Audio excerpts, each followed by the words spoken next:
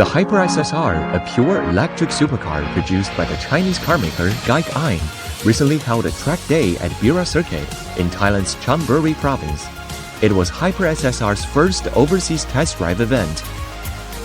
The car is so amazing.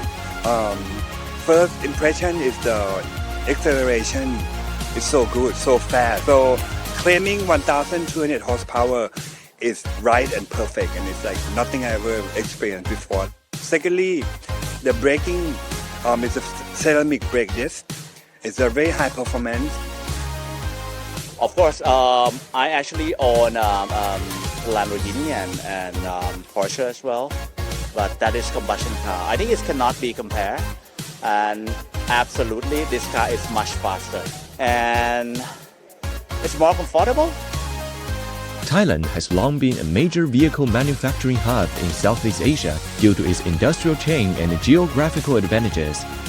GAIC officially entered the Thai market in 2023.